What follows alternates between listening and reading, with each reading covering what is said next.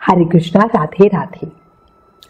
संकट कटे मिटे सब पीरा, जो सुमिरे हनुमत बलबीरा। जय जय जय हनुमान गुसाई, कृपा करहु गुरुदेव की नाई। हनुमान चालीसा में वर्णित इस चौपाई का मतलब है संकट और पीड़ा सिर्फ हनुमान जी का नाम लेने मात्र से खत्म हो जाती है, क्योंकि हनुमान के भक्त जो होते हैं ना, उनके आसपास और किसी भी तरह का संकट नहीं आता। स्वयं संकट हनुमान भक्तों को देखते ही खत्म हो जाता है। इसलिए हनुमान जी का नाम स्मरण करने से सभी संकट और सभी दुख पीड़ा नष्ट हो जाते हैं। बस ऐसे हनुमान जी की कृपा हम सबके सर पे सदैव बनी रहे। इसी प्रार्थना के साथ आज इस वीडियो में आपको कार्तिक मास की कहानियों में हनुमान जी की एक बहुत सुंदर कहानी बताती हूँ। बहुत समय पहले की बात है, किसी गांव में एक बुढ़िया रहती थी। उसके परिवार में सिर्फ एक बेटा बहू थे। एक समय जब कार्तिक का महीना आया तो बुढ़िया माई ने अपने बेटे से कहा कि मैं कार्तिक स्नान करने के लिए गंगा जी जाना चाहती हूँ और 1 महीने वहीं रहूंगी। बेटे को माँ की चिंता थी। उसने अपनी पत्नी से कहा कि माँ के लिए 30 लड्डू बना के दे दो, ताकि वो रोज पूजा पाठ करने के बाद कुछ खा सके। अब जो बहू थी ना, वो थोड़ा सा गुस्सा चिड़चिड़ स्वभाव की थी। सारा घर का काम उसके सर पे था, फिर इतने सारे लड्डू बना दो, ये सोचकर बहू को थोड़ा सा गुस्सा आ रहा था। पर फिर भी क्या करती, कुछ कह तो सकती नहीं थी। उसने गुस्से में ही आके जैसे तैसे लड्डू बनाकर दे दिए। अब बुढ़िया माई हमारी भोली भाली थी, भक्तों को इतनी जल्दी गुस्सा नहीं आता। वो लड्डू लेकर कार्तिक स्नान के लिए घर से निकल गई। गंगा जी के किनारे पहुंची और वहीं किनारे पर एक झोपड़ी बनाकर रहने लगी। अब बुढ़िया माई रोज सवेरे उठकर कार्तिक स्नान करती, पूजा पाठ करती, अपना भजन कीर्तन करती। उसके बाद कुछ खालू सोचकर जैसे ही लड्डू निकालकर खाने के लिए बैठती तो हनुमान जी बंदर के रूप में उसके सामने आ गए। अब बुढ़िया माई ने उन्हें देखकर बड़ी खुशी, क्योंकि उसे भी पता था भाई मेरे हनुमान स्वरूप है, वो लड्डू खुशी से उन्होंने उस बंदर को दे दिया। अब ये रोज का नियम हो गया। बुढ़िया माई नहाकर आती, जैसे खाने के लिए बैठती, बंदर उनके सामने आ जाता और बुढ़िया माई बड़े प्रेम से उनको वो लड्डू दे देती। धीरे धीरे इसी तरह करते हुए पूरा महीना बीता और सभी 30 लड्डू हनुमान जी बंदर के रूप में आके खा गए। कार्तिक का महीना समाप्त होने पर बुढ़िया वापस जाने को तैयार हुई तो हनुमान जी साक्षात उनके सामने प्रकट हो गए और उन्होंने बुढ़िया को उस कुटिया की जगह पर एक आलीशान महल बनवा दिया। अब बुढ़िया का पूरा महल धन दौलत से भरा हुआ था। बुढ़िया माई की काया निरोगी हो गई थी। अन्न के भंडार महल पूरा भरा हुआ था। जिसने देखा सुना वो देखता ही रह गया। बुढ़िया माई भी बहुत खुश थी और बड़े धूमधाम से अपने बेटे के पास वापस गई। अब बुढ़िया को इतना धनी देख के उसकी बहू को बड़ी जलन हुई। उसने मन ही मन में कहा कि अगले कार्तिक में अपनी माँ को कार्तिक स्नान के लिए भेजूंगी। बुढ़िया माई की खुशी में पूरा साल निकल गया। फिर से कार्तिक का महीना आया। एक बार कार्तिक आने पर उस बुढ़िया माई की बहू ने अपनी माँ को कार्तिक स्नान करने के लिए कहा।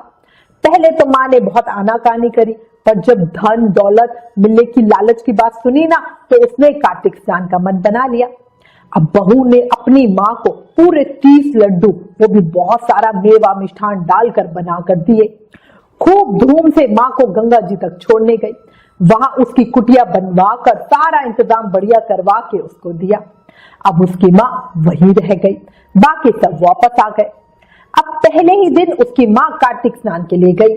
जैसे तैसे स्नान किया, क्योंकि पानी बहुत ठंडा था, उसका तो नहाने का मन ही नहीं था। स्नान करके जल्दी से कुटिया में वापस आई। कोई पूजा पाठ कुछ नहीं और झट से अपना लड्डू खाने के लिए निकाला। तभी वहां पे हनुमान जी बंदर का रूप धर के उसके सामने आके बैठ गए। अब ये देखकर उस जो बहू की माँ थी उसे बड़ा गुस्सा आया और उसने एक पत्थर उठाया और बंदर की तरफ दे मारा। बंदर भाग गया और बोली, इस लड्डू से तो मेरा पेट भरेगा नहीं और तुझे मैं पहले लड्डू दे दूं, चल भाग यहाँ से, लड्डू नहीं है मेरे पास। अब बहू की माँ का रोज का यही नियम था। जैसे तैसे स्नान करती, कभी ब्रह्म मुहूर्त में करती, कभी लेट करती और कोई पूजा पाठ नहीं करती, फट से आके अपनी झोपड़ी में लड्डू खाने लगती। हनुमान जी बंदर के रूप में आते, उन्हें पत्थर मारकर भगा देती। उनका रोज का यही था और 30 दिनों तक यही क्रम चलता रहा। अब कार्तिक का महीना खत्म हुआ तो हनुमान जी फिर से प्रकट हो गए उसके सामने और उन्होंने बहू की माँ की कुटिया को लात मारी और वो कूड़े के ढेर में बदल गई और उसकी माँ को एक डुकर मतलब सुअर्णी बना दिया।